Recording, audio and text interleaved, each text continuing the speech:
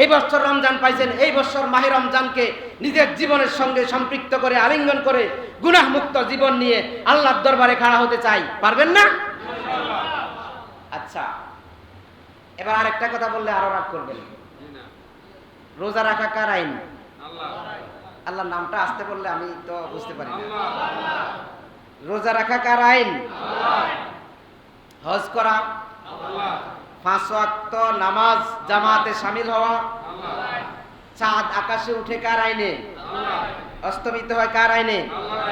রাতের আধার ঘনীভূত কালো অন্ধকার হয় কার আইনে? আবার এই ঘন কালো আধারকে শোবে সাদেক দিয়ে পূর্ব দিগন্তে সোনালী সূর্য দিয়ে গোটা সৃষ্টি জগৎকে আলোকিত, সূর্য আলোকিত করেন কার আইনে? এই জমিনটা কার? এই পৃথিবীবাসীর জন্য আল্লাহ পাঠাইছেন কোরআন। আল্লাহ বলতেছেন কি? সৃষ্টি জগৎটা আমার। সৃষ্টি জগৎটা কার? আইনটা কার চলবে? এবার বলেন, আপনি মোমেন, আপনার বিবেকের চিন্তার কাঠগড়ায় একটা প্রশ্ন দিলাম, আল্লাহর আইনের জন্য আপনার চেষ্টা জীবনে একবারও ছিল কিনা? সমাজে বেদিন বদ্দিন নাস্তিক মুরতাদ মদখোর জিনাখোরের হাতে চলে গেছে। ওই বেদিন বদ্দিন নাস্তিক মুরতাদ বেনামাজিকে সমাজ থেকে বিতাড়িত করে একজন ইমানদারকে বসানো, এটা আল্লাহর আইন কিনা? কথা বলেন। এবার আপনার হাত আল্লাহর কাছে বাধা কিনা? আপনি চেষ্টা করছেন? আমার দায়িত্ব কিন্তু পালন হয়ে যাচ্ছে। আমারটা পালন হয়ে যাচ্ছে কেন জানেন? আমি যেখান থেকে বিতাড়িত হয়ে এসেছি আপনারা জানেন, আমি ওইটা পরোয়া করি নাই। কারণ আমি মিম্বরে যখন বসবো তখন হক কথা বলা ওয়াজিব না ফরজ? আর ইমামতি করা কিছুই না। আমরা যারা ইমামতি করি এটা কি ফরজ না ওয়াজিব? কোনোটাই না। সুতরাং আপনি মোমেন, আপনার হৃদয়ে আপনার মন মস্তিষ্কে দ্বীনে হকের কথা, কোরআনের কথা, সুন্নতি নববীর কথা পৌঁছায় দিয়ে আমার উপরে ফরজ। আল্লাহ কবুল করুন, পড়ি আমিন। আপনি যখন আল্লাহর জন্য হয়ে যাবেন, আল্লাহ আপনার জন্য হয়ে যাবেন। আল্লাহ যদি আমার জন্য হয়ে যায়, এই পৃথিবীর ফাঁসির কাষ্ঠ, ফাঁসির মঞ্চ বরণকে করে নিতে সৌভাগ্যের ব্যাপার নয় কি? কথা বলেন। আপনি জানেন না ইমাম আবু হানিফাকে ফাঁসি দিয়ে হত্যা করা হয়েছে? জানেন? পৃথিবীর সবচেয়ে ভালো মানুষগুলোকে জেলখানায় হত্যা করা হয়েছে। আল্লাহ আমাদেরকে বুঝার তৌফিক দান করুন, পড়ি আমিন।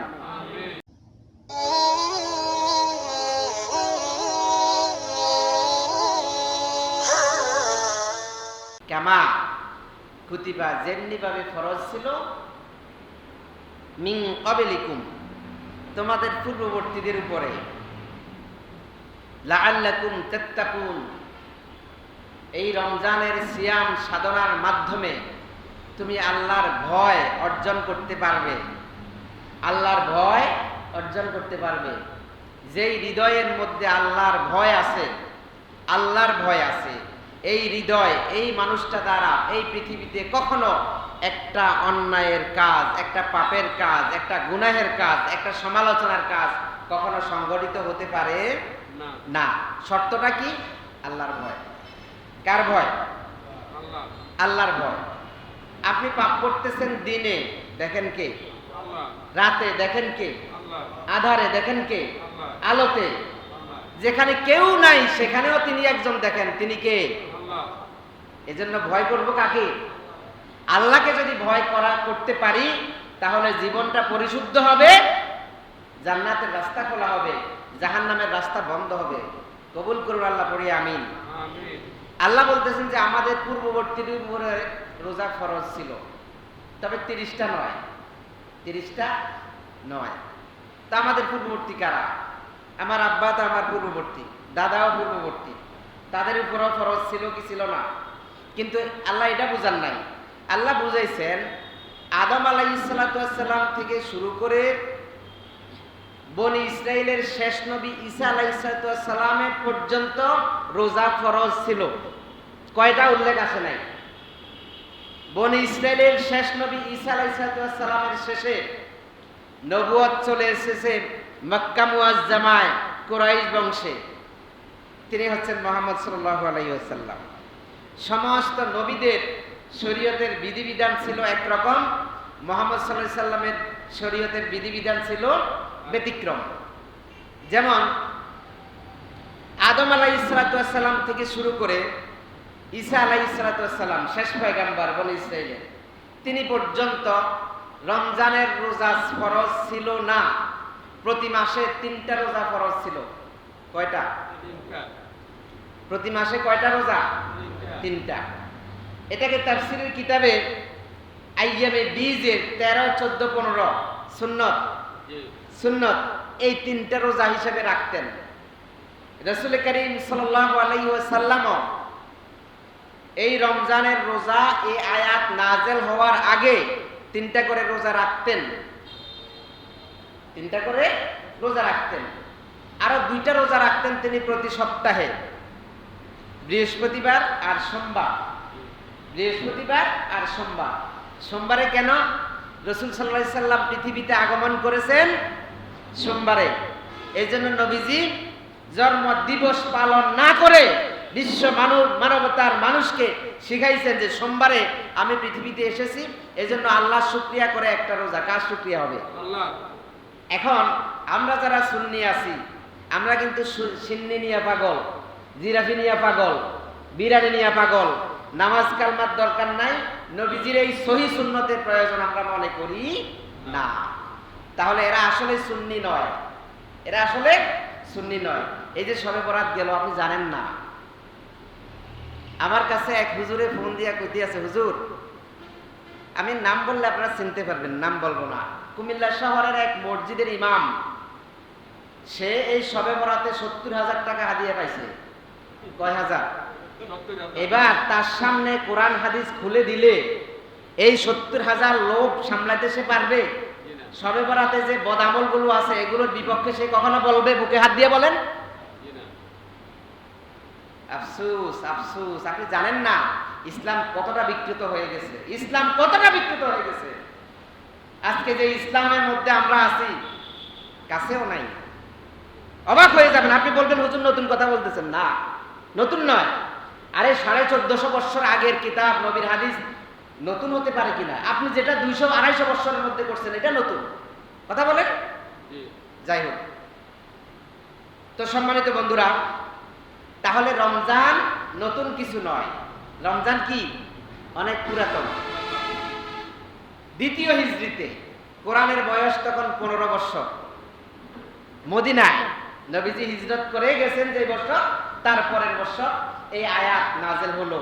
আল্লাহ আরশে আজিম থেকে একটা অর্ডার দিলেন, কমান্ড করলেন, আদেশ দিলেন যে তোমরা রোজা থাকতে হবে 1 মাস। কয় মাস? 1 মাস রোজা থাকবেন। তা আপনি রোজা যে থাকবেন, এটা কি হিসাবে থাকবেন? সৌদি আরবের সঙ্গে মিলাইয়া? হ্যাঁ, একটু ক্লিয়ার। সৌদি আরবের সঙ্গে মিলাইয়া রাখবেন না নবীর হাদিস? কোনটা? আপনি দেখবেন আমাদের দেশে ঈদ করে সৌদি আরবের সঙ্গে মিলাইয়া, করে কিনা? সৌদি আরবে একদিন আগে রোজা কেন রাখে? কেন রাখে? আচ্ছা, সূর্য উঠে কোন আকাশে? আমি হাদিস আনতেছি পরে। সূর্য উঠে কোন আকাশে? পূর্ব আকাশে। তো এখন আমরা যখন ফজরের নামাজ পড়ি 5:25 যখন আমরা জামাতে দাঁড়াইলাম আজকে, তখন সৌদি আরবে কয়টা বাজে বলেন? রাত্র 2টা। ওখানে কি ফজরের সময় হয়েছে? তার মানে এই সূর্যটা ওখানে যাবে আরো কয় ঘন্টা পরে? 6 ঘন্টা পরে। 3 ঘন্টা না, 6 ঘন্টা পরে। তাহলে আপনি 6 ঘন্টা পরে ওখানে ফজরের নামাজ পড়বেন, ঠিক না? এবার কি মিলানোর সুযোগ আছে? আছে। এবার ওরা কেন আগে রোজা ধরে? এবার বলেন চাঁদ উঠে কোন আকাশে? এটা নিয়ে বহু বিতর্ক হয়েছে, কিন্তু আমি এটা সম্পর্কে কিছু আবিষ্কার করতে পারি নাই। পরে আমার জ্ঞান থেকে হঠাৎ করে একটা প্রশ্ন আসলো যে সূর্য তো পশ্চিম আকাশে, পূর্ব আকাশেও উদিত হয়, তাহলে ওখানে ওরা দেরি করবে। আর চাঁদ উঠে কোন আকাশে? আগে দেখে কারা? ওই চাঁদটা আমাদের দেশে আসতে 6 ঘন্টা সময় লাগে না? এই 6 ঘন্টা যে সময়টা, এই সময়টার পরে তো আমরা দেখি, নাকি আগে দেখি? তাদের সঙ্গে দেখি কিনা? তাহলে আপনি 6 ঘন্টা পরে যখন দেখবেন তখন আপনি রোজা রাখবেন। তো এই ব্যাপারে হাদিসে নবীজি কি বলছেন? তিরমিজি শরীফ হাদিস নাম্বার 685। তিরমিজিতে বলেছেন যে আন ইবনে আব্বাস রাদিয়াল্লাহু তাআলা আনহু قال قال رسول الله صلى الله عليه وسلم لا تصوموا قبل رمضان। নবীজির শাবান মাস পুরোটা রোজা রাখতেন, পিছন দিয়া শেষের 2-3 দিন রোজা থাকতেন না। বলতেন যে শেষের 2-3 দিন রোজা থাকিও না। এই কথাটা নবীজি বলতেন যে কাবলা রমজানের আগে তোমরা রোজা রাখিও না 2-3 দিন। হ্যাঁ, তো কি করো? সুমু রোজা রাখো লিরুইয়াতিহি, তাকে দেখে। কাকে? চাঁদ। ওয়াফতিরু লিরুইয়াতিহি, রোজা ভাঙ্গো তাকে দেখে। ক্লিয়ার? এটা নিয়ে কোনো ফেতনা বাজবে? এই হাদিসটা নিয়ে আমি অনেক গবেষণা করেছি, কারণ অনেকে আছে হাদিসের সনদ মতন নিয়ে বিতর্ক করে। এটা সনদও সহি, মতনও সহি, সবকিছু সহি তিরমিজির হাদিসটা। কথা বুঝতে পারলেন তো? আচ্ছা, এবার আসি, আমরা যখন রোজা রাখবো, আমাদের মাঝে অসুস্থ আছে, রুগ্ন আছে, তাদের ব্যাপারে আল্লাহর কি সিদ্ধান্ত আছে না? সিদ্ধান্ত এটা 184 নম্বর আয়াত। কোন সূরা? সূরা বাকারা। হ্যাঁ, ভুলে যাবেন না, মনে রাখবেন। মনে রাখলে সুবিধা হবে, বাড়িতে যাইয়া দেখতে পারবেন। আবার আইয়ামাম মা'দুদাতি, অল্প কয়েকদিনের জন্য রোজাটা। মোমেন তো দেখবে যে শুরু করলাম আর শেষ করলাম, নেক আমলগুলো চলে যায়, এইভাবে আমাদেরকে ফাঁকি দিয়ে ভাই ধরে রাখতে পারি না আমরা। এবার ফামান কানা মিনকুম মারিদান, রোজা অবস্থায় তোমাদের মধ্যে কেউ যদি অসুস্থ হয়ে যায়, আল্লাহর বিধান কিন্তু সহজ, কঠিন বানাই আমরা, কঠিন বানাই মানুষেরা। আও আলা সাফারিন, অথবা কেউ যদি ভ্রমণে থাকে, ভ্রমণে গেলে মানুষের কষ্ট হয়, অজানা অচেনা জায়গা, খাবার নাই, দাবার নাই, পানি নাই, কোথায় রাত্রি যাপন করবে কোনো কিছু জানে না। তো আল্লাহ বলছেন কেউ যদি অসুস্থ হয় এবং ভ্রমণে থাকে, ফাইদ্দাতুম মিন আইয়ামিন উখার, রমজান মাসে যেই কয়টা রোজা সফরে থাকলো অথবা অসুস্থ থাকলো, এই কয়টা রোজা তার জন্য মাফ। রমজান মাসে তার জন্য কি মাফ? কি করবে সে? ফাইদ্দাতুম মিন আইয়ামিন উখার, পরবর্তীতে যেই কয়টা রোজা সফরে অবস্থায় অথবা অসুস্থ অবস্থায় ভেঙ্গেছে, এগুলো কাজা আদায় করে নেবে। এগুলো কি করবে? কাজা আদায় করে নেবে। বুঝতে অসুবিধা নাই তো? আচ্ছা, এবার আল্লাহ বলতেছেন ওয়া আলাল্লাযিনা ইউতিকুনাহু ফিদিয়াতুন তুআমুন মিসকিন, কোনটাই না। একটা কথা মনে রাখবেন, ইচ্ছাকৃতভাবে যে রোজা ভাঙলো শরীয়তের কোনো ওজর ছাড়া, তার উপরে কাফফারা ওয়াজিব, কাজা এবং কাফফারা। আর যেই ব্যক্তি অনিচ্ছাকৃতভাবে রোজা ভাঙলো, যেই কটা রোজা ভাঙলো, এই কটা রোজা আসে আবার শুধু কাজা আদায় করবে। বুঝতেছেন তো? না বুঝলে কিন্তু সমস্যা, আমার উপরে তোহমত আসবে যে হুজুর মাস্টাররা ভুল বলছে। আবার বলি, ইচ্ছাকৃতভাবে যদি কেউ রোজা ভেঙে ফেলে, ফরজ রোজা, তার উপরে কাজা কাফফারা দুইটাই ওয়াজিব। কাফফারাটা কি? টানা 2 মাস বিরতিহীন রোজা রাখবে, অথবা 60 জন মিসকিনকে 2 বেলা খাওয়াবে। বুখারীর হাদিস। বুঝে আসছে তো? আর কাজা হচ্ছে অনিচ্ছাকৃতভাবে কাজা হয়ে গেছে, এটা যাই কয়টা রোজা ভাঙা যাবে এই কটা সে কাজা করে নেবে। এবার আসুন ফিদিয়াতুন, ফিদিয়াটা কি? ফিদিয়াটার বিষয় নিয়ে আমাদের মুফাসসিরদের মধ্যে কিছু ইখতিলাফাত আছে, কন্ট্রাডিকশন, মতানৈক্য আছে। যখন এই আয়াত নাযিল হয়, তা আরবের বড় বড় ধনকুবের ধনাঢ্য যারা ছিল, এরা রোজা রাখতে অস্বীকার করলো। কেন? এই সেই ভোর থেকে সন্ধ্যা পর্যন্ত সারাদিন কষ্ট করা, এটা তো স্বাভাবিক বিষয় নয়, অস্বাভাবিক বিষয়। তখন রাসূল বললেন, এই আয়াতটা দিয়ে বললেন যে তুমি একদিনে যেই খাবারটা খাও, এই খাবারের বিনিময়টা, এই খাবারগুলি একজনকে গরিব, ইয়াতীম, মিসকিন যারা সদকায়ে ফিতরা খাইতে পারে ওদেরকে দিয়ে দিবে। সে যে রোজাটা রাখবে তারটাও আদায় হবে, তোমারটাও আদায় হবে। আমাদের জন্য এই ক্ষেত্র প্রযোজ্য কিনা? এটা আমাদের জন্য প্রযোজ্য। কেমন প্রযোজ্য? কাজা গেল, কাফফারাও গেল। বুঝলেন তো? ফিদিয়াটা হচ্ছে এমন একটা লোক, অসুস্থ ব্যক্তির জন্য রোজা মাফ, এগুলো সে কি করবে? আদায় করে নেবে। ফিদিয়া কার জন্য? ফিদিয়া হচ্ছে ওই ব্যক্তির জন্য যেই ব্যক্তি এমন অসুস্থ, রমজান চলে গেলে রমজানের পরেও সুস্থ হওয়ার আর সম্ভাবনা নাই, সুস্থ হওয়ার সম্ভাবনা নাই, ওই ব্যক্তি ফিদিয়া দেবে। ফিদিয়া কি? যেই লোকটা 3 বেলা খাক আর 4 বেলা খাক, পুরা দিনের খাবারটা একজন ইয়াতিম মিসকিন দারিদ্র যে ফেতরা খাইতে পারে, সদকা খাইতে পারে, তাকে দিয়ে দিতে হবে। তবে নামাজি রোজাদার হইতে হবে। গত জুমায় আমি একজনকে ফিদিয়া দিছি। এখানে আসছিল একজন কুমিল্লা শহরের একজন, আমার কাছে মাসলা জানতে চাইলো যে হুজুর কি করি। তা আমি বললাম যে মাসলাটা এরকম। উনি সঙ্গে সঙ্গে আমার কাছে টাকা আইনা দিল। আমি একজনকে খবর দিলাম, খবর দিয়ে আইনা তারে জানাইছি যে এইভাবে এটা ফিদিয়ার টাকা, তুমি রোজা রাখতে হবে, নামাজ তো কাজা করা যাবেই না, এরপরে তোমার জন্য এটা বৈধ, রাজি আছো কিনা? আলহামদুলিল্লাহ। শর্ত জানাই দিতে হবে কিন্তু ভাই, না জানাইলে এই দাবির নিচে কে থাকবে? কথা বলছেন না, ফরজ ইবাদতের বিষয়। যাই হোক, এবার আল্লাহ বলতেছেন যে ফামান তাতাওয়া খায়রান ফাহুয়া খায়রুল লাহু, যে ব্যক্তি ইচ্ছাকৃতভাবে কল্যাণজনক কাজ করবে, নেক আমল কাজ করবে, ভালো কাজ করবে, এই খায়রুল লাহু, এটা তার জন্য উত্তম। আপনি জামাতের সঙ্গে নামাজ আদায় করতেছেন, কার জন্য? এটা কার জন্য? আমরা কিন্তু অনেক সময় ভুল বলি, নামাজ পড়ি আল্লাহর জন্য, হজ করি আল্লাহর জন্য, যাকাত দেই আল্লাহর জন্য, তেলাওয়াত করি আল্লাহর জন্য। আচ্ছা বলেন তো, গোটা পৃথিবীতে 650 কোটি মানুষ যদি আজকে সবাই কাফের হয়ে যায়, সবাই কাফের হয়ে যায়, আল্লাহর অস্তিত্বের উপরে কোনো আঘাত আসবে কিনা? আল্লাহর গুণের কোনো অংশ ছোট হবে কিনা? আবার 650 কোটি মানুষ একসঙ্গে যদি লিল্লাহে তাকবীর আল্লাহু আকবার ধ্বনি দেয়, ঈমান আনে, আল্লাহর কোন গুণের গুণ বাড়বে কিনা? তাহলে নামাজ কার জন্য?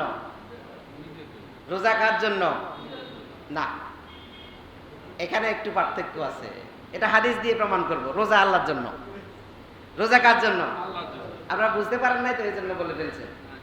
সমস্ত ইবাদত আল্লাহর জন্য, ইল্লা সাওম, রোজা ছাড়া। রোজা ছাড়া। তো রোজা অর্থ কি এটা তো বলি নাই। রোজার অর্থ আগে পরে বলতেছি কেন, সবাই তো আসেন নাই, এই জন্য একটু লেট করলাম। রোজা এটা ফার্সি শব্দ, আর সাওম বা সিয়াম হচ্ছে আরবি শব্দ। রমজানও আরবি শব্দ। সিয়াম কোরআন শরীফে এসেছে, রমজানও কোরআন শরীফে এসেছে। সিয়াম শব্দের অর্থ হচ্ছে বিরত থাকা। কি থাকা? বিরত থাকা। স্পেসিফিক খাবার দাবার পানাহার থেকে এবং স্ত্রী কাছ থেকে, বুঝে নেবেন, ভেঙে বলতে পারতেছি না। আর হচ্ছে সকল পাপ পঙ্কিলতা থেকে। এই 4টা শর্ত, এই 4টা শর্ত। আর রমজান, রামজ শব্দ থেকে। রামজ শব্দের অর্থ হচ্ছে অগ্নিদগ্ধ করা, পুড়িয়ে ফেলা। অগ্নিদগ্ধ করা, পুড়িয়ে ফেলা। মানব দেহটার মধ্যে রোজা দিয়ে আগুন লাগাই দিলেন। কি দিলেন? আগুন যখন লাগাই দিলেন, এই আগুন লাগানোর পরে এখানে একটা রেজাল্ট আছে। রেজাল্টটা হচ্ছে আগুনে দগ্ধ হয়ে শয়তানি কুটিলতা, কুমন্ত্রণা, ওয়াসওয়াসা যাই আছে সমস্ত কিছু আগুনে দগ্ধীভূত হয়ে, বশীভূত হয়ে এই বান্দাটা একমাত্র আল্লাহর জন্য নির্ধারণ হয়ে গেল। সুবহানাল্লাহ। এখন কি বুঝতে পারছেন রোজার অর্থ কি? আচ্ছা, তো রোজা কার জন্য বলতেছিলাম? কার জন্য? আল্লাহর জন্য। বুখারী হাদিস নাম্বার 1783। আন আবি হুরায়রা রাদিয়াল্লাহু তাআলা আনহু ইয়াকুলু, আবু হুরায়রা রাদিয়াল্লাহু তাআলা আনহু বলেন, ক্বালা রাসূলুল্লাহ সাল্লাল্লাহু আলাইহি ওয়াসাল্লাম, আল্লাহ রাসূল সাল্লাল্লাহু আলাইহি ওয়াসাল্লাম বলেছেন, ক্বালা আল্লাহু তাআলা। তিনজনে তিন রকম কথা বলতেছেন। আবু হুরায়রা বলেন রাসূল বলেছেন, রাসূল বলেন আল্লাহ বলেছেন। সুবহানাল্লাহ। এটাকে হাদিসে কুদসি বলা হয়। কি প্রকাশ করতেছেন মুহাম্মদ সাল্লাল্লাহু আলাইহি ওয়াসাল্লাম তার পবিত্র জবানিতে, মুখে, আর মূল কথাটা হচ্ছে আল্লাহ। এটাকে কি বলা হয়? হাদিসে কুদসি বলা হয়। তো নবীজি বলতেছেন যে, আল্লাহ বলতেছেন যে কুল্লু আমালিন ইবনে আদম, নামাজ, রোজা, হজ, যাকাত, নফল ইবাদত, তাসবিহ, তাহলিল, তাহাজ্জুদ, ইশরাক, চাষ, তেলাওয়াত, জিকির, আজকার, যা কিছু আছে সকল ইবাদত বনি আদমের জন্য। কার জন্য? ইল্লা সিয়াম, ইল্লা সিয়াম, রোজা ছাড়া। ফাইন্নাহু লি, রোজা আমার। রোজাটা কার? ওয়া আনা আযজি বিহি, রোজার বিনিময়ে আমি নিজ হাতে দেব। সুবহানাল্লাহ পড়েন, আওয়াজ করে বলেন সুবহানাল্লাহ। আর কোন ইবাদতের বিষয়ে আল্লাহ এই পদক্ষেপ নেন নাই এবং আল্লাহ বাধ্য নন। কোন ইবাদতের বিনিময় দিতে আল্লাহ বাধ্য নন। পৃথিবীর কোন মানুষ শক্তি নাই আল্লাহকে বাধ্য করতে পারে, কিন্তু আল্লাহ নিজেই বাধ্য হয়েছেন যে রোজাদারের বিনিময়ে আমি নিজে দেব। সুবহানাল্লাহ। নিজে কি দিবেন? কি দিবেন নিজে? প্রশ্ন না? প্রশ্ন না? দুইজন আছে না কিরামান কাতিবিন, এরা লিখবেন রোজাদারের বিনিময়ে কি দিবেন। লিখতে পারতেছেন না কি দিবেন। প্রত্যেকটা ইবাদতের নির্দিষ্ট সওয়াব আছে। এরপর আল্লাহ বলতেছেন যে সাবাসুম্বুলাতিন, 7 থেকে 700 পর্যন্ত বাড়াই দেয়। সুবহানাল্লাহ। এক একটা ইবাদতকে, নেক আমলকে 7 থেকে 700 পর্যন্ত বাড়িয়ে দেন কে? আল্লাহ। এখন রোজার ইবাদত, রোজার সওয়াব আল্লাহ কি দিবেন ফেরেশতারা লিখতে পারতেছে না। তারা আবেদন জানাইলো, তাদের একজন সাইয়েদ আছেন, আমির আছেন, লিডার, তিনি হচ্ছেন জিবরাইল। ভাইকে একটু জাগাই দেন, ঘুমাচ্ছে। তাকে ফেরেশতারা বললেন যে আল্লাহ বলছেন আল্লাহ দিবেন, নিজেই বিনিময় হবেন, কি হবেন এটা? জিবরাইল আমিন বললেন আমি নিজেও তো জানি না আল্লাহ কি দিবেন, রোজাদারকে কি দিবেন। জিবরাইল আমিন আল্লাহ আরশে আজিমের নিচে সিদরাতুল মুনতাহায় বসে থাকেন আল্লাহর অর্ডার শোনার জন্য। প্রশ্ন করলেন, আল্লাহ আমার অধীনস্থ কর্মচারী এরা আমাকে জিজ্ঞেস করলো যে রোজাদারকে আপনি কি দিবেন। আল্লাহ বললেন তুমি নামাজ পড়ো। কি পড়ো? নামাজের গুরুত্ব জীবনের সবচেয়ে বেশি। রোজা কোনো কোনো জায়গায় মাফ আছে, কিন্তু নামাজ হুর যতক্ষণ আছে ততক্ষণ মাফ পাবেন না। জিবরাইল আমিন নামাজ পড়লেন 20,000 বছর। কয় হাজার? 20,000 বছর পড়ে আর সে আজিমের দিকে তাকাইলেন। আল্লাহ বললেন আরো 1 রাকাত পড়ো। 1 রাকাত 20,000 লাগাইছেন না? আরেক রাকাত 20,000। কয় রাকাত হয়েছে? 40,000 বছর নামাজ পড়লেন 2 রাকাত। কে? জিবরাইল আমিন। এবার বললেন জানতে চাই আপনি কি দিবেন। আমি তো 40,000 বছর নামাজ পড়ছি, এর থেকে বেশি দিবেন? আল্লাহ বললেন এটা কিছুই না, রোজাদারকে আমি নিজ হাতে দেব, যেটা তোমার অধীনস্থ ফেরেশতারা লিখে সংকলন করতে পারবে না। সুবহানাল্লাহ। তো আসতে বললেন। আপনার সম্মান, আপনার সম্মানে আল্লাহ জান্নাতকে সাজাইতেছেন। এখন আপনি কি সাজতে রাজি হবেন না? প্রস্তুতি নিতে রাজি হবেন না? কার জন্য? এটা আল্লাহর জন্য। আপনি যখন আল্লাহর জন্য হয়ে যাবেন, আল্লাহ আপনার জন্য হয়ে যাবেন। আল্লাহ যদি আমার জন্য হয়ে যায়, এই পৃথিবীর ফাঁসির কাষ্ঠ, ফাঁসির মঞ্চ বরণকে করে নিতে সৌভাগ্যের ব্যাপার নয় কি? কথা বলেন। আপনি জানেন না ইমাম আবু হানিফাকে ফাঁসি দিয়ে হত্যা করা হয়েছে? জানেন? পৃথিবীর সবচেয়ে ভালো মানুষগুলোকে জেলখানায় হত্যা করা হয়েছে। আল্লাহ আমাদেরকে বুঝার তৌফিক দান করুন, পড়ি আমিন। এবার আল্লাহ বলতেছেন যে নিজ হাতে দেবেন, নিজ হাতে দেবেন। কেন দিবেন নিজ হাতে? আস-সাওমু লি, রোজা আমার জন্য, ওয়া আনা আযজি বিহি, বিনিময় আমি দেব। কেন দেব? মুহাদ্দিস কিরাম বলছেন আই মুওয়াফিকাতুল লি সিফাতি, রোজাটা আল্লাহর গুণের দিকে সম্পর্কিত। আল্লাহর গুণ আছে না, আল্লাহর গুণের সাথে সম্পর্ক। যেমন আল্লাহর গুণটা কি? আল্লাহর স্ত্রী আছে, স্ত্রী ব্যবহার করেন না, এটা আল্লাহর চিরস্থায়ী গুণ। এটা আল্লাহর চিরস্থায়ী গুণ। আল্লাহ খান না, আল্লাহর চিরস্থায়ী গুণ। আল্লাহ পানাহার করেন না, এটা আল্লাহর চিরস্থায়ী। এই 3টা গুণ আল্লাহর চিরস্থায়ী। রোজাদার শুধুমাত্র শোবে সাদেক থেকে সূর্যাস্ত পর্যন্ত অস্থায়ী আল্লাহর এই 3টা গুণকে নিজের জীবনের সঙ্গে মিলানোর কারণে, আলিঙ্গন করার কারণে আল্লাহ বলতেছেন ওই বান্দার জন্য, রোজাদারের জন্য আমি নিজেই যথেষ্ট হয়ে যাব। এই জন্য নিজেই আল্লাহ প্রতিদানটা দেবেন। সুবহানাল্লাহ। আপনার সম্মানে কি করা হয় জানেন? আপনার সম্মানে আমরা তো দৈনিক খাবার খাই কয়বার? 3 বার, সকালে, দুপুরে, রাতে। বেহেশতে খাইবেন, এটা মেইন ফুড, মূল খাবার। বেহেশতে মূল খাবার খাইবেন 5 বেলা। কয় বেলা? 5 বেলা। বুখারীতে হাদিস এসেছে, যেই ব্যক্তি যতবার মসজিদে আসবে, আমরা তো কয়বার আসি, ততবার আল্লাহ পাক তার জন্য নতুন নতুন খাবারের আয়োজন করবেন বেহেশতের মধ্যে। আরো আসতে বলেন সুবহানাল্লাহ। তাহলে এই হাদিস থেকে বেহেশতিরা কয়বার খাওয়া পাবে? 5 বার। ওই দোকানে আসছি, বসছি, পরে চা খাওয়াইছেন, কেক খাওয়াইছেন, কোল্ড ড্রিঙ্ক খাওয়াইছেন, দধি খাওয়াইছেন, নফল গানকি, এগুলো ছাড়া মূল খাবার বেহেশতে কয় প্রকার? 5টা। রাজি আছেন? আল্লাহকে দেখান, আল্লাহ কবুল করুন, পড়ি আমিন। আমিন। ওয়াদা দিচ্ছেন কাকে? 5 ওয়াক্ত নামাজ কাজা করবেন। বিনা।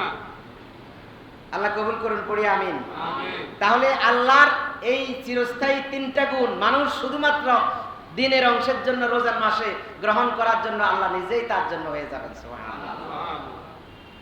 এরপরে আরো হাদিস শুনুন, বুখারী হাদিস নাম্বার 1782। এটা পরে শুনাই, এই হাদিসটা পরে শুনাই। 1782 নাম্বার হাদিসটা পরে শুনাই। 1778 নাম্বার হাদিসটা শুনাই আগে। আন আবি হুরায়রা রাদিয়াল্লাহু তাআলা আনহু ইয়াকুল, আবি হুরায়রা রাদিয়াল্লাহু তাআলা আনহু বলেন, ক্বালা রাসূলুল্লাহ সাল্লাল্লাহু আলাইহি ওয়াসাল্লাম, নবীজি সাল্লাল্লাহু আলাইহি ওয়াসাল্লাম বলেন, ইজা দখালা রমাদান ও ফুতিহাত আবওয়াবিস সামা, যখন রমজানের চাঁদ পশ্চিম আকাশে উদিত হয়, আকাশের দরজা অর্থাৎ জান্নাতের সকল দরজাগুলো রোজাদারদের জন্য খুলে দেওয়া হয়।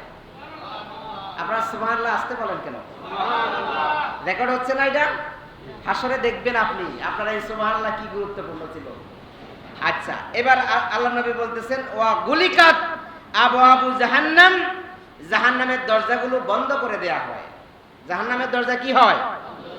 এখন আমরা কি চাই যে চিরস্থায়ীভাবে জাহান্নামের দরজাগুলো আমাদের জন্য বন্ধ হয়ে যায়, সব সময় খোলা থাকে? আমরা পড়ি আমিন।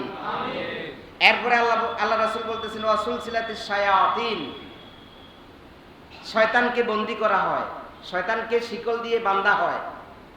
এটার কিন্তু অর্থ আছে ভিন্ন।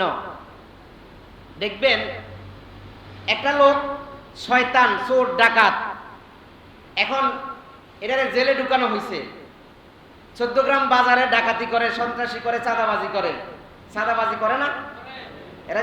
এখন ভদ্রলোক এরা কিন্তু চাঁদাবাজি করে বেশি। গায়ের তার শার্টের সঙ্গে কিন্তু স্যান্ডের গন্ধ আসে। আপনার বাড়ির সামনে দিয়ে ঠ্যাঙ্গের উপরে ঠ্যাং দিয়ে বসে, সবাই সালাম দিয়ে ডরে। এরকম চাঁদাবাজ 14 গ্রামে নাই, বুঝতেছেন আপনারা? আচ্ছা, এই চাঁদাবাজ যখন জেলে থাকে, তার শিষ্য আছে না, ওরা হুজুরের নাম কইয়া চাঁদা নেয়। এখন সবগুলোকে যদি বন্দী করা হয়, তাহলে চাঁদা নেবে আর কেউ না।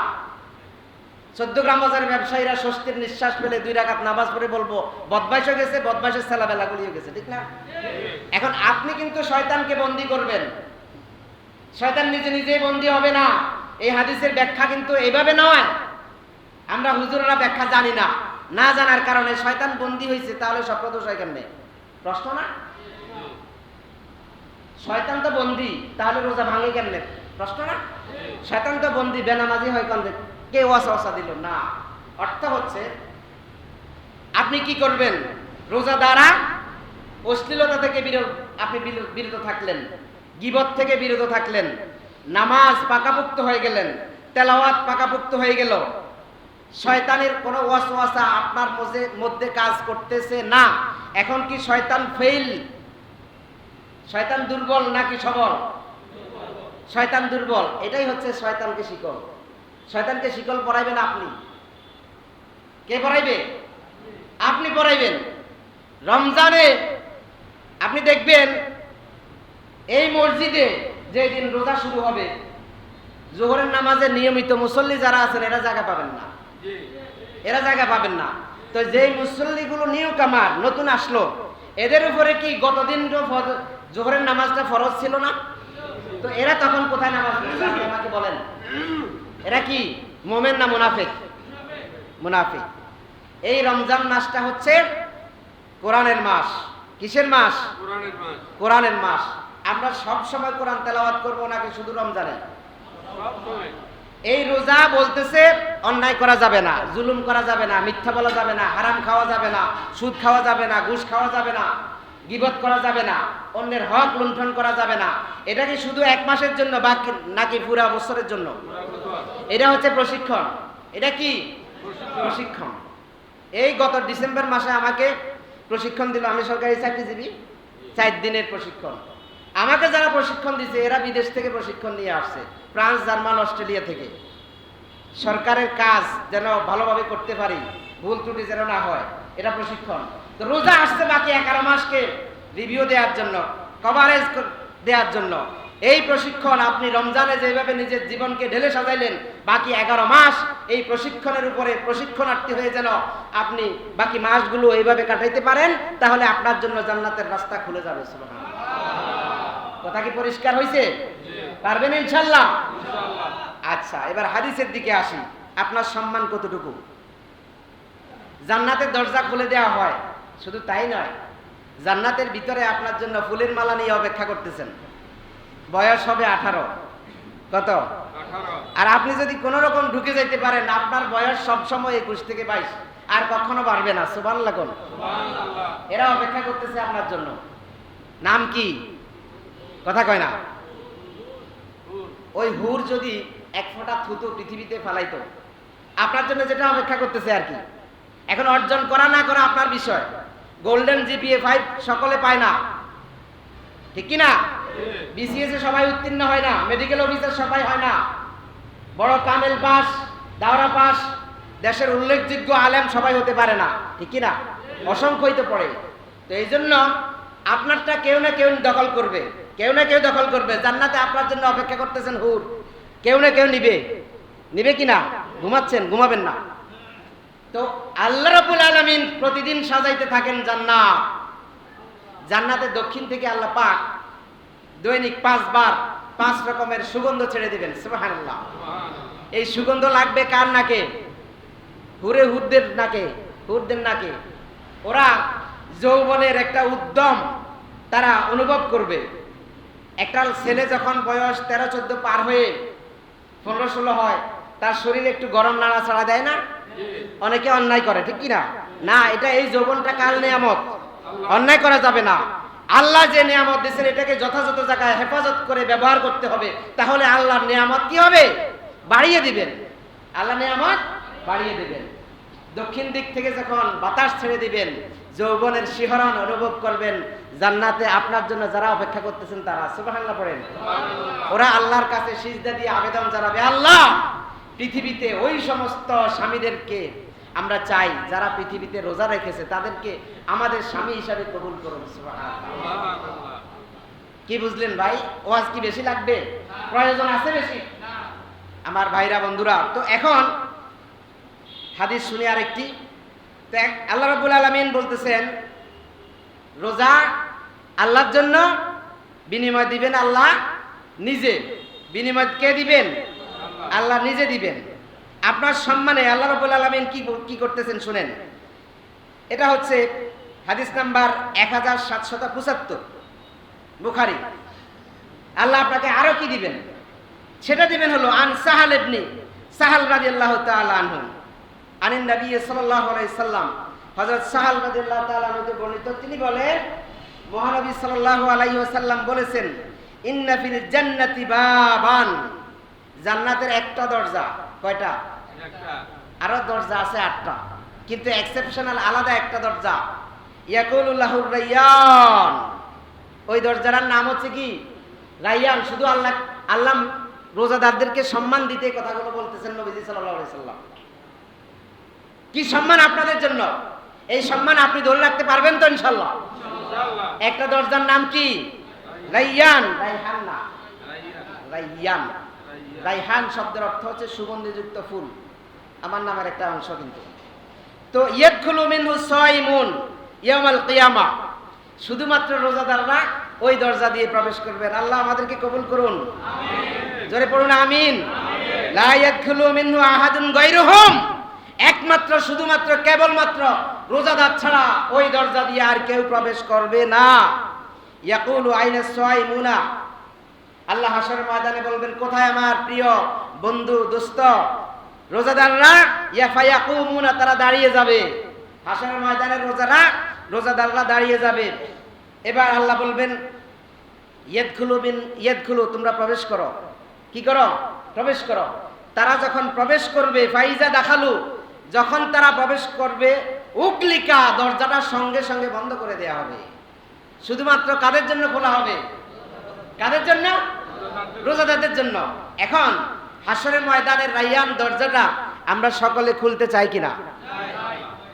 আল্লাহ কবুল করে পড়ি আমিন। আচ্ছা আমার ভাইরা, অনেক কথা থেকে যায়, বিশেষ করে যৌবন যুবক যারা আছেন, আপনাদের জন্য ওয়াজগুলি বেশি কার্যকর। এই জন্যই আপনারা তাহাজ্জুদে যতটা সময় দিতে পারবেন, বয়স্করা পারে না। যৌবন শক্তি কার বেশি? যুবকদের বেশি। আপনারাও একসময় যুবক ছিলেন। এই জন্য এখন ধরেন একটা লোকের বয়স 50 আর একটা ছেলের বয়স 25, বিয়ের জন্য যদি যায়, মেয়ে পক্ষ কোনটাকে আগে গ্রহণ করবে? কোনটাকে? 25 বছর বয়সেরটাকে গ্রহণ করবে না? কে কি জন্য করবে?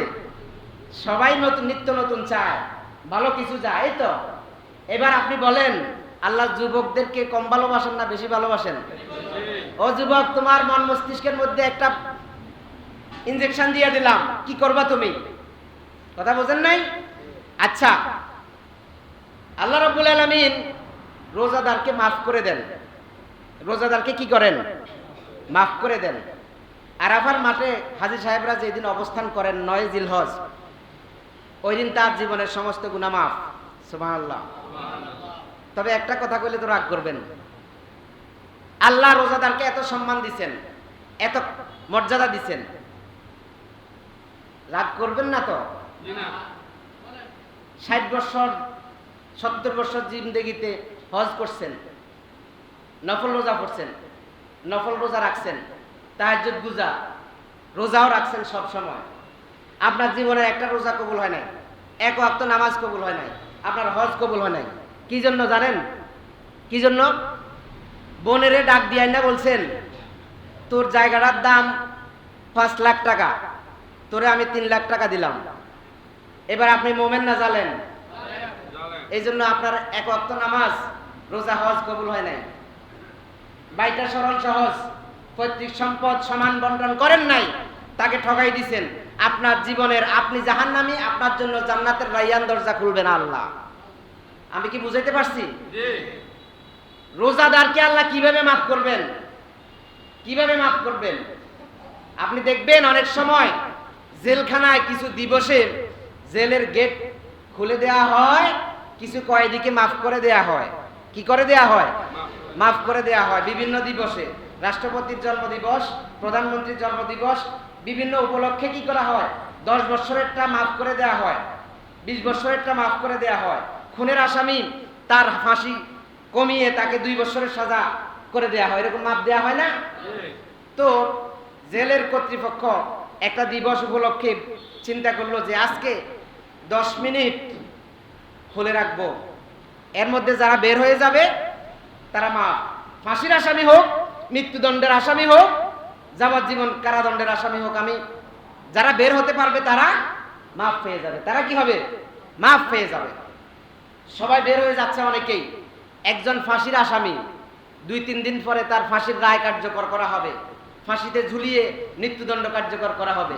এখন সে জিজ্ঞেস করতেছে, জেল তালা যে খোলা, সবাই যে পার হয়ে যেতেছে, ঘটনা কি? তো তাকে মেসেজ দিল যে আজকে রাষ্ট্রপতির জন্মদিবস উপলক্ষে জেল তালা খুলে দিছে, যারা বের হতে পারে তারা মাফ। তারা কি? মাফ। তো সে চিন্তা করলো, আমার কিছু পুরান কাপড় চোপড় জেলের ভিতরে আছে, কাপড় চোপড়গুলো কি করি, নিয়ে আসি। এবার যদি সে সুস্থ বিবেকের হয়, সে কি কাপড়ের লোভ করবে?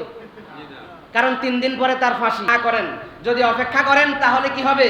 পুরাতন কাপড়ের জন্য অপেক্ষা করার শামিল হবেন। আপনার 3 দিন পরে ফাঁসির রায় কার্যকর হবে, আপনি জাহান্নামী হয়ে যাবেন। আর যদি সঙ্গে সঙ্গে চিন্তা করেন, না জেলের তালা খুলে দিয়েছে, আমি এখনই প্রবেশ করব, বাইরে হয়ে যাব, এই বছর রমজান পাইছেন, এই বছর মাহে রমজানকে নিজের জীবনের সঙ্গে সম্পৃক্ত করে, আলিঙ্গন করে গুনাহ মুক্ত জীবন নিয়ে আল্লাহর দরবারে খাড়া হতে চাই, পারবেন না? আচ্ছা, এবার আরেকটা কথা বললে আরো রাগ করবেন। রোজা রাখা কার আইন? আল্লাহর নামটা আসতে বললে আমি তো বুঝতে পারি না। রোজা রাখা কার আইন? হজ করা, 5 ওয়াক্ত নামাজ জামাতে শামিল হওয়া, আল্লাহ চাঁদ আকাশে উঠে কার আইনে, আল্লাহ অস্তমিত হয় কার আইনে, আল্লাহ রাতের আধার ঘনীভূত কালো অন্ধকার হয় কার আইনে, আল্লাহ আবার এই ঘন কালো আধারকে শোবে সাদেক দিয়ে পূর্ব দিগন্তে সোনালী সূর্য দিয়ে গোটা সৃষ্টি জগৎকে আলোকিত, সূর্য আলোকিত করেন কার আইনে, আল্লাহ এই জমিনটা কার, আল্লাহ এই পৃথিবীবাসীর জন্য আল্লাহ পাঠাইছেন কোরআন। আল্লাহ বলতেছেন কি, সৃষ্টি জগৎটা আমার, সৃষ্টি জগৎটা কার, আইনটা কার চলবে। আল্লাহ এবার বলেন, আপনি মোমেন, আপনার বিবেকের চিন্তার কাঠগড়ায় একটা প্রশ্ন দিলাম, আল্লাহর আইনের জন্য আপনার চেষ্টা জীবনে একবারও ছিল কিনা? সমাজে বেদিন বদ্দিন নাস্তিক মুলতাদ মদখোর জিনাখোরের হাতে চলে গেছে। ওই বেদিন বদ্দিন নাস্তিক মুলতাদ বেনামাজিকে সমাজ থেকে বিতাড়িত করে একজন ইমানদারকে বসানো, এটা আল্লাহর আইন কিনা? কথা বলেন। এবার আপনার হাত আল্লাহর কাছে বাধা কিনা? আপনি চেষ্টা করছেন? আমার দায়িত্ব কিন্তু পালন হয়ে যাচ্ছে। আমারটা পালন হয়ে যাচ্ছে কেন জানেন? আমি যেখান থেকে বিতাড়িত হয়ে এসেছি আপনারা জানেন, আমি ওইটা পরোয়া করি নাই। কারণ আমি মিম্বরে যখন বসবো তখন হক কথা বলা ওয়াজিব না ফরজ? আর ইমামতি করা কিছুই না। আমরা যারা ইমামতি করি এটা কি ফরজ না ওয়াজিব? কোনোটাই না। সুতরাং আপনি মোমেন, আপনার হৃদয়ে আপনার মন মস্তিষ্কে দ্বীনে হকের কথা, কোরআনের কথা, সুন্নতি নববীর কথা পৌঁছায় দিয়ে আমার উপরে ফরজ। আল্লাহ কবুল করুন, পড়ি আমিন। ওয়া আখির দাওয়ানা আলহামদুলিল্লাহি রাব্বিল আলামিন। সুন্নত